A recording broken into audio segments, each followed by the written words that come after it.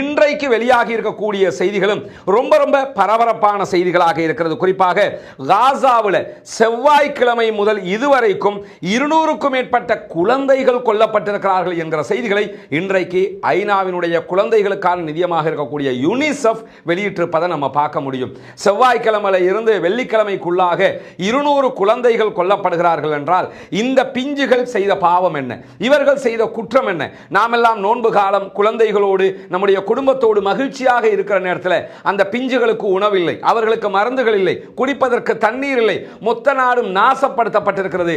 200 குழந்தைகள் 3 நாட்களுக்குள் கொல்லப்படுகிறார்கள் என்றால் கொலை செய்கிறவர்களுடைய உள்ளம் எவ்வளவு கொடூரமானதாக இருக்கும் என்பதையும் நாம் புரிந்து கொள்ள முடிகிற அதே நேரம் இன்றைக்கு ஐநாவினுடைய UNRWA விடுத்திருக்கக்கூடிய அறிக்கையில் என்ன சொல்றாங்கன்னா, எதிர்வருகிற 6 நாட்களுக்கு மாத்திரம்தான் காசாவில் இருக்கக்கூடிய மக்களுக்கு கொடுப்பதற்கான மாவு மீதம் இருக்கிறது. நிறைய அவங்க ரொட்டியோடு சம்பந்தப்பட்ட உணவுகளை தான் பண்ணுவாங்கிறது நமக்கு தெரியும். நம்ம இலங்கை இந்திய மக்கள் நெல்லரிசி சோறு சாப்பிட்ற மாதிரி அவங்க பெரும்பாலும் ரொட்டி ஹுபுஸ்ன்னு சொல்லுவாங்களா இல்லையா, இந்த வகையான உணவுகளை தான் சாப்பிடுவாங்க. அவங்களுக்கு உதவியாக UNRWA தான் பல சந்தர்ப்பங்களில் இந்த மாவு பொருட்களை எல்லாம் கொடுப்பாங்க. அந்த அடிப்படையில் எதிர்வருகிற 6 நாட்கள் 1 வீக் கூட கிடையாது, அதற்கு பிறகு அவர்களுக்கு கொடுப்பதற்கு எங்களிடம் மாவும் கைவசம் கிடையாது. எனவே காசாவினுடைய மக்கள் பல பேர் பட்டினியால் இறப்பதற்கான வாய்ப்பு இருக்கிறது என்று சொல்லி இன்றைக்கு ஐநா விடுத்திருக்கக்கூடிய அறிக்கையில் சொல்லப்பட்டிருக்கிற அதே நேரத்தில் தொடர்ந்து இது தொடர்பாக வரக்கூடிய செய்திகளில் தெரிய வருகிற ஒரு முக்கியமான செய்தி என்னன்னா, காசாவினுடைய மக்கள் தொகையை குறைப்பதுதான் இஸ்ரேலுடைய முழு முதல் கடமையாக இருக்கிறது. ஏன்னா யுத்தத்தில் இவ்வளவு பேரை கொன்று கொன்று கொன்று குவிக்கிற போது அவர்கள் அந்த மக்கள் தொகையை மைனஸ் பண்ணிக்கிட்டே வர்றாங்கிறது தெரியுது. அது மட்டுமல்லாமல் காசாவில் இருக்கக்கூடிய மக்களை ஜோர்தானுக்கு அல்லது எகிப்துக்கு போங்கன்னு அமெரிக்க ஜனாதிபதி டொனால்ட் ட்ரம்ப் சொன்னாரு, அவங்க போக மறுத்துட்டாங்க, அரபு நாடுகளும் மறுப்பு தெரிவிச்சிட்டாங்க. எனவே இப்பொழுது நடக்கிற யுத்தத்தில் அவர்களை கொன்று குவிக்க வேண்டும் என்பதில் மிக தெளிவாக இருக்கிறார்கள் என்று மர்வான் பிஷாரா போன்ற அல் ஜசீராவினுடைய ஆய்வாளர்கள் ஊடகவியலாளர்கள் சொல்லக்கூடிய கருத்துக்களையும் நாம கவனிக்க முடிகிறது. இந்த மாதிரியான நேரத்தில் தான் இன்றைய தினம் எந்த விதமான எச்சரிக்கைகளும் இல்லாமல் வடக்கு காசாவில் இருக்கக்கூடிய பைத்துலாகியா அதே போன்று தெற்கினுடைய ரஃபா பகுதிகள் மீது இஸ்ரேலிய ஆக்கிரமிப்பு பயங்கரவாத ராணுவம் தாக்குதல்களை நடத்தி இருக்கிறது. தெற்கு மற்றும் வடக்கு காசாவில் இஸ்ரேலிய ராணுவம் தொடர்ந்து தாக்குதல்களை நடத்தி வருகிறது என்கிற செய்திகளுக்கு மத்தியில் Gaza City, Rafah, Khan Younis பகுதிகளிலும் இஸ்ரேல் இன்றைக்கு வான்வழி தாக்குதல்களை நடத்தி இருக்கிறது என்கிற செய்திகள் வெளியாகி இருக்கிறது. நீங்க பார்க்கலாம், கான் யூனிஸ்ல நடத்தப்பட்ட தாக்குதலுடைய அகோரத்தை தான் நீங்க பார்க்கறீங்க. எந்த விதமான ஒரு பொருளையும் மீண்டும் எடுக்க முடியாத அளவுக்கு உண்டான அழிவுகள் அங்கே ஏற்பட்டு வருகிறது. இவ்வளவு கொடூரமான தாக்குதல்களை தொடர்ந்து இஸ்ரேல் நடத்தி வருவதை நம்ம கண்டிக்காமல் இருக்க முடியவில்லை. உலகம் பூராகவும் பல ஆர்ப்பாட்டங்கள் நடத்தப்படுகிறது. இன்றைக்கு இந்தோனேஷியாவில் பாரிய ஆர்ப்பாட்டம் நடைபெற்றது. குறிப்பாக இந்த யுத்தம் ஆரம்பிக்கப்பட்டு இன்றைக்கு 532வது நாள் நம்ம தாண்டுகிற போது ஒவ்வொரு ஃப்ரைடேயும் ஒவ்வொரு வெள்ளிக்கிழமையும் யமனில் இருக்கக்கூடிய மக்கள் பாலஸ்தீன மக்களுக்கு ஆதரவாக தொடர்ந்து போராட்டங்களில் ஈடுபட்டு வருவதையும் நம்ம அவதானிக்க முடிகிறது. எனவே பாலஸ்தீன மக்களுக்கான போராட்டங்கள் ஜனநாயக ரீதியாக தொடர்கிற ஒரு சந்தர்ப்பத்தில் மறுபடியும் பாலஸ்தீன மக்களை அழிக்கக்கூடிய காரியங்களை இஸ்ரேல் செய்து வருகிறது. இங்க நீங்க பார்க்கலாம், காசாவில் இருக்கக்கூடிய புற்றுநோய் மருத்துவமனை தான் இன்றைக்கு வெடித்து சிதறுகிற காட்சிகள் வெளியாகி இருக்கிறது. இந்த புற்றுநோய் மருத்துவமனையை டர்க்கி தான் கட்டி கொடுத்திருந்தாங்க. டர்க்கியினுடைய நிதி உதவியில் 2017ஆம் ஆண்டு இந்த கட்டிடம் கட்டப்பட்டது, இந்த மருத்துவமனை கட்டப்பட்டது. சுமார் 34 மில்லியன் அமெரிக்க டாலர்கள் செலவழித்து கட்டப்பட்ட இந்த மருத்துவமனை இன்றைக்கு ஒட்டுமொத்தமாக அழித்து நொறுக்கப்பட்டிருக்கு. இங்க நீங்க பார்க்கலாம், துருக்கி கட்டி கொடுத்த புற்றுநோய் மருத்துவமனை காசாவுக்குள் மொத்தமாக அழிக்கப்படுகிற காட்சி. மருத்துவமனைகள் மீது தாக்குதல் நடத்தக்கூடாது, நோயாளிகள் மீது தாக்குதல் நடத்தக்கூடாது, சிறுவர்கள் மீது தாக்குதல் நடத்தக்கூடாது என்கிற ஐநாவினுடைய விதி அவ்வளவு இருந்தும் கூட அதையெல்லாம் தாண்டி இஸ்ரேல் கண்மூடித்தனமாக இந்த தாக்குதல்களை நடத்தி வருகிறது என்கிற செய்திகள் இன்றைக்கு வெளியாகி இருக்கிறது. அந்த மக்கள் புற்றுநோயாளிகளாக இருப்பவர்கள் கூட நிம்மதியாக இருக்க முடியாத ஒரு நிலையை சந்திக்கிறார்கள். வல்ல ரஹ்மான் மாத்திரமே அவர்களுக்கு போதுமானவன். இந்த மாதிரியான நிலையில இன்றைக்கு இஸ்ரேலுக்குள்ள ஒரு பதட்டமான சூழ்நிலை மீண்டும் நிலவிக் கொண்டிருக்கிறது. இஸ்ரேலுடைய பல பகுதிகள், டெல் அவிவாக இருக்கலாம், ஜெருசலமாக இருக்கலாம், எல்லா பகுதிகளிலும் இஸ்ரேலிய பிரதமர் பெஞ்சமின் நெத்தன்யாஹுக்கு எதிரான வீதி தெருவோர ஆர்ப்பாட்டங்கள் தொடர்ந்து நடைபெறுகிறது.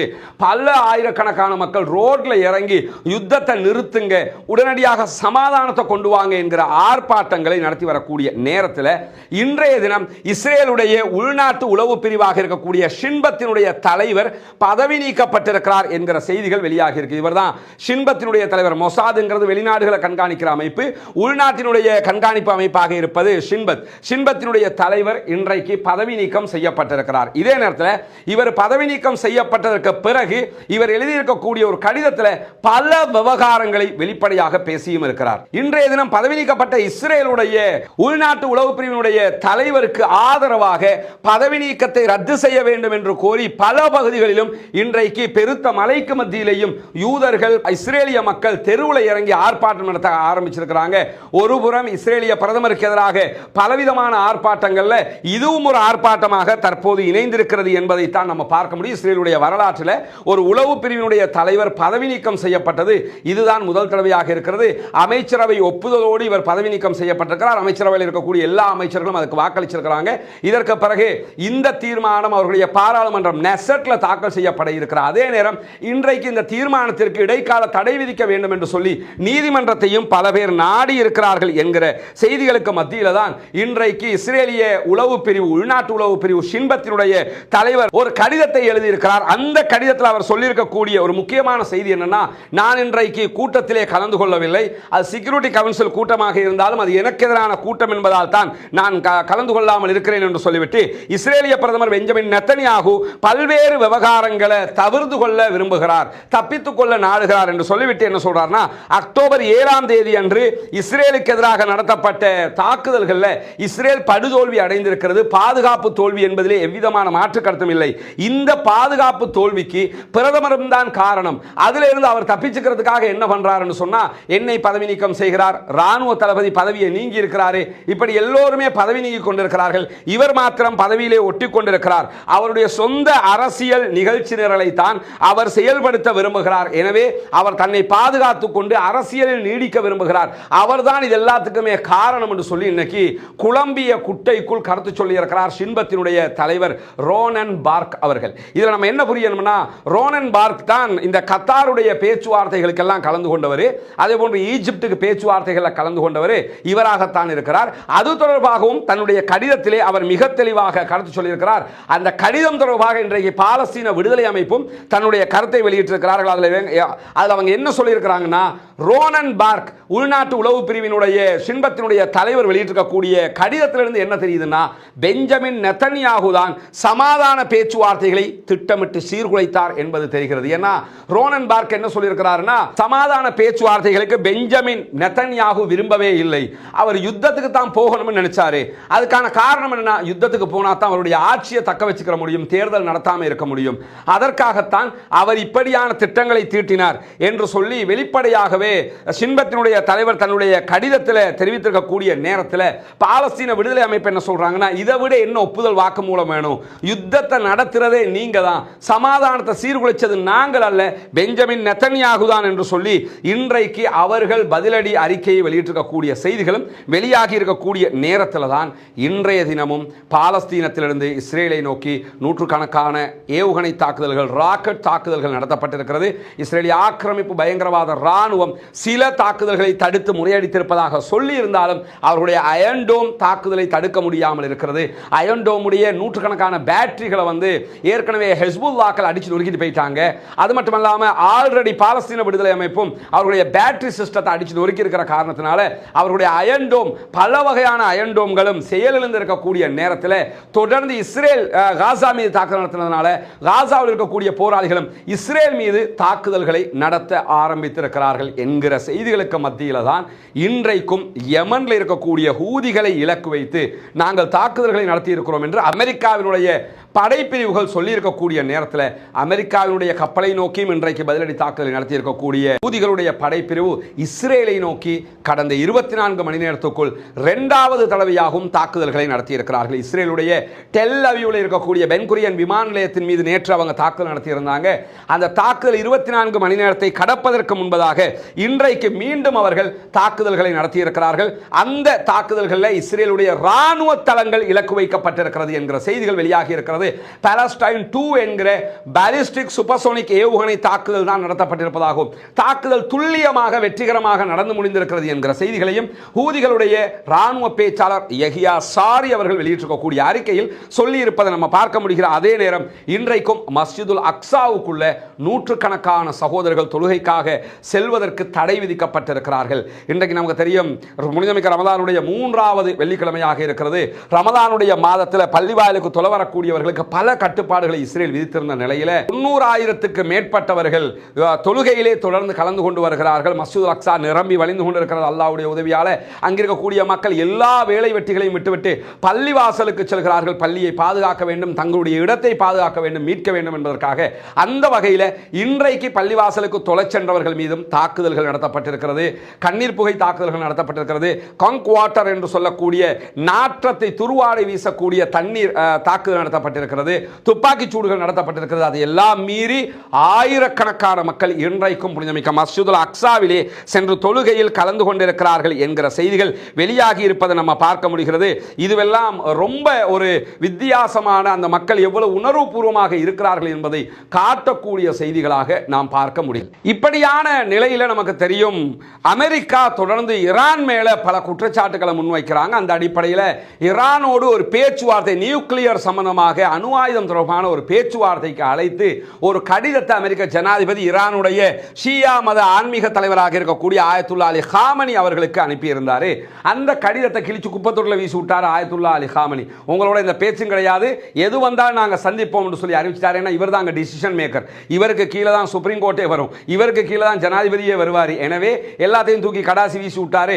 வர்றதை பார்த்துக்கலாம், அத்தனை பேரும் ரெடி ஆயிருங்க அப்படின்னு சொல்லிட்டாரு. அதற்கு பிறகு பேசிய டொனால்ட் ட்ரம்ப் என்ன சொன்னார்னா, யமன்ல இருந்து நடத்தப்படுகிற ஒவ்வொரு தாக்குதல்களும் ஈரானே நடத்துவதாகத்தான் நாங்கள் கருதுவோம்.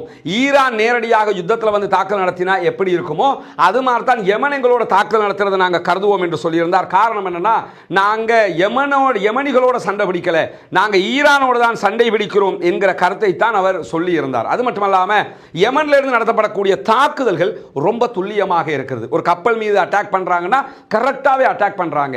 இஸ்ரேல் மீது அட்டாக் பண்றாங்கன்னா பென்குரியன் விமான நிலையத்தின் மீது சரியா கரெக்டாக தடுக்க முடியாம அட்டாக் பண்றாங்க. அதே மாதிரி ராணுவ தளத்தின் மீது கரெக்டாக அட்டாக் பண்றாங்க. இந்த தாக்குதல்களுக்கெல்லாம் துணையாக இருப்பது ஈரான் தான் என்கிறது அமெரிக்கா. அது எப்படி ஈரான் துணையாக இருக்க முடியும் பார்த்தீங்கன்னு சொன்னா, ஈரான் தயாரித்த மிக முக்கியமான உளவு கப்பல் தான் அதற்கு காரணமாக இருக்கிறது. கடந்த ஜனவரி மாதம் இந்த உளவு கப்பல் ஈரானிய நேவி நாவல் போர்சஸோடு இணைக்கப்பட்டது. ஜாக்ரோஸ் என்று சொல்லக்கூடிய கப்பல் இது. இந்த கப்பலை நீங்க பாத்தீங்கன்னா, இந்த கப்பல்ல ஹெலிபேட் இருக்கிறது, ஹெலிகாப்டர் இறங்கக்கூடிய சிஸ்டம் இருக்கிறது.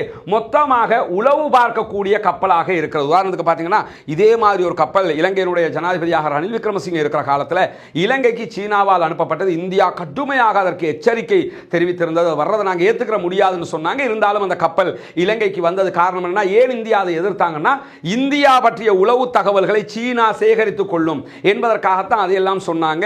இந்த கப்பல் அந்த உளவு தகவல்களை சேமிக்கக்கூடிய கப்பலாக இருக்கிறது.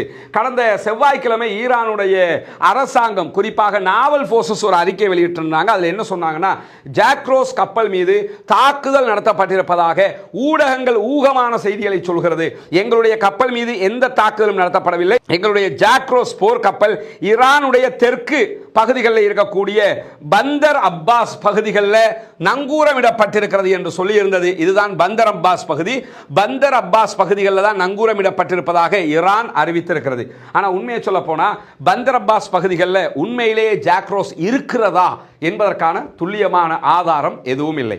அவங்க வெளியிட்டிருக்கக்கூடிய புகைப்படம் ஜனவரி மாதம் 15ஆம் தேதி பந்தர் அப்பாஸ் பகுதிகளில் ஜாக்ரோஸ் இருந்ததற்கான ஆதார புகைப்படம்.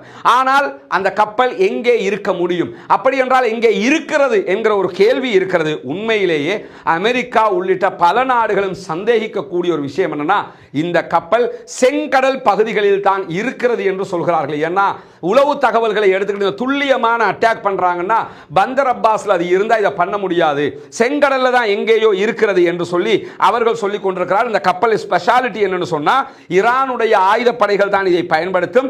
ஈரானுடைய முதலாவது சமிக்ஞை புலனாய்வு கப்பலாக இருக்கிறது. உளவு தகவல்களை சேமிக்கக்கூடிய கப்பலாக இருக்கிறது. இதில் ஆச்சரியம் என்னன்னா, அவர்களே தயாரிச்ச ஓன் ப்ராப்பர்ட்டி இது. வேறு யாருடைய உதவிகளை கொண்டு தயாரிக்கப்பட்டதில்லை. ஈரானியர்களே தயாரித்த ஓன் ப்ராப்பர்ட்டி இது. குறிப்பாக எந்த அரபு நாட்டிடத்திலையும் இப்படியான ஒரு கப்பல் கிடையாது. ஜாக்ரோஸ் மாதிரியான எந்த கப்பலும் கிடையாது. சைனா வச்சிருக்கிறாங்க, சைனாவிடத்தில் இருக்கிறது, அமெரிக்காவிடத்தில் இருக்கிறது, ரஷ்யாவிடத்தில் இருக்கிறது. எந்த அரபு நாடுகள், ஈரான் வந்து அரபு நாடு கிடையாது, நமக்கு தெரியும். நம்ம எப்பொழுதும் சொல்றோம் பெர்ஷியன் வளைகுடாவில் இருக்கக்கூடிய நாடு. குறிப்பாக சவுதி அரேபியாவிடத்திலேயோ அல்லது கத்தாரிடத்திலேயோ எந்த நாடுகளிடத்திலையும் இந்த கப்பல் இல்லை. ஈரானுடைய வளர்ச்சி எவ்வளவு தூரம் உச்சம் தொற்றுங்கிறதுக்கு பாருங்க. இந்த ஜாக்ரோஸ் கப்பல் தொடர்பாக இன்றைக்கு ஒரு அறிக்கை வெளியிட்டிருக்கக்கூடிய ஈரானுடைய நாவல் போர்சஸ் என்ன சொல்றாங்கன்னா, கப்பல் செங்கடல்லையும் இல்ல, பாபல் மந்தப் ஜலசந்திலையும் இல்லைங்கிறாங்க. செங்கடல்லையும் கிடையாதான். அதே நேரத்தில் யமனுடைய பகுதிகளிலையும் கப்பல் இல்லை, பாபல் மந்தபிலையும் இல்லை. அதே போன்று இந்திய பெருங்கடல்லையும் கப்பல் இல்லைங்கிறாங்க. இப்போ என்ன நம்ம பார்க்கணும்னு சொன்னால், உண்மையிலேயே கப்பல் எங்கே இருக்குங்கிறத அமெரிக்காவால் கூட கண்டுபிடிக்க முடியாத அளவுக்கு நிலைமை இருக்குதுன்னா பார்த்துக்கிறீங்க. பாபல் மந்தபில் இருக்குன்னா யமன் செங்கடலில் நின்று தான், செங்கடலுக்கு வருகிற கப்பல்கள் மீது தான் ஹூதிகள் தாக்குதல் நடத்துகிறாங்க. செங்கடல் பகுதிகளில் தான் அமெரிக்காவினுடைய அந்த விமானம் தாங்கி கப்பலை வச்சுக்கிட்டு தாக்குதல் நடத்துகிறாங்க. அப்படி இருக்கும்போது பாபல் மந்த பகுதிகளில் இந்த கப்பல் இருந்தால் ஒன்றோ அமெரிக்கா கண்டுபிடித்து விட வேண்டும், இல்லை என்றால் அமெரிக்காவுக்கு கண்டுபிடிக்க முடியாத அளவுக்கு துல்லியமான தொழில்நுட்பத்தை ஈரான் பயன்படுத்துகிறது என்பதை அமெரிக்கா விரும்பியோ விரும்பாமலோ ஒத்துக்கொள்ள வேண்டும். அந்த அடிப்படையில் அவங்க என்ன சொல்றாங்கன்னா, செங்கடல்லையும் கிடையாது, பாபல் மந்தபிலையும் கிடையாது, இந்திய பெருங்கடல்லையும் கிடையாது, எங்களுடைய கப்பல் இருக்கிறது பந்தர் அப்பாஸ்ல தான் இருக்கிறது அப்படின்னு சொல்லி அறிவிச்சிருக்கிறாங்க. ஆனா உண்மையிலேயே பந்தர் அப்பாஸ்ல இருப்பதற்கான ரீசன்டான எந்த ஆதாரங்களும் கிடையாது. ஜனவரி மாதம் 15ஆம் தேதி எடுத்த புகைப்படத்தை தான் அவங்க வெளியிட்டிருக்கிறாங்களே தவிர புதிய புகைப்படங்கள் எதுவும் இல்லைன்னும் போது பந்தர் அப்பாஸ்ல அந்த கப்பல் இல்லை. எனவே அந்த கப்பல் ஏதோ ஒரு வகையில செங்கடலுக்கு நெருக்கமான ஒரு பகுதிகளில் தான் நிற்கிறது. அங்க நின்றுகிட்டு தான் முழுமையான உளவு தகவல்களை ஹூதிகளுக்கு கொடுத்து கொண்டிருக்கிறார்கள். அந்த அடிப்படையில் தான் ஹூதிகள் துல்லியமான தாக்குதல்களை நடத்துகிறார்கள் என்கிற நிலையில ஆயத்துல்லா அலி காமனி இன்றைக்கு வெள்ளிக்கிழமை வெளியிட்டிருக்கக்கூடிய அறிக்கையில் என்ன சொல்லியிருக்கிறார்னா, நீங்கள் எங்கள் மேலே கை வச்சிங்கன்னா நெருப்போட விளையாடுறீங்கன்னு புரிஞ்சுக்கிறங்க. எங்களிடத்தில் நீங்கள் நினைக்காத பல விவகாரங்கள் இருக்கிறது, நாங்கள் அதற்குரிய தயாரிப்புகளோடு இருக்கிறோம். எனவே எங்கள் மீது கை வைத்தால் அதற்குரிய பதிலடி நிச்சயமாக கிடைக்கும் என்பதை பகிரங்கமாக அறிவித்திருக்கிறார். இன்னைக்கு நிறைய சகோதரர் எனக்கு மெசேஜ் போட்டு கேட்டாங்க, ஈரான் மேலே அமெரிக்கா அட்டாக் பண்ணுது அல்லது ஈரான் இஸ்ரேல் மேலே அட்டாக் பண்ணுதுன்னு செய்திகள் வருதுன்னு. அப்படி எந்த செய்திகளும் வரல. இதுவரைக்கும் ஈரான் மீது இஸ்ரேலோ அமெரிக்காவோ தாக்குதல் நடத்தவும் இல்லை. அதே நேரத்தில் அமெரிக்கா மீதோ அல்லது இஸ்ரேல் மீதோ ஈரான் தாக்குதல் நடத்தவும் இல்லை. ஈரானுடைய இந்த ஜாக்ரோஸ் கப்பல் முழுமையான தகவல்களை ஹூதிகளுக்கு கொடுத்து கொண்டிருக்கிறது. ஹூதிகள் பூந்து விளையாடிக்கிட்டு இருக்கிறாங்கிறத நம்ம பார்க்க முடியும். எனவே இன்றைக்கு வெளியாகி இருக்கக்கூடிய மிக முக்கியமான தகவல்களாக இவை இருக்கிறது.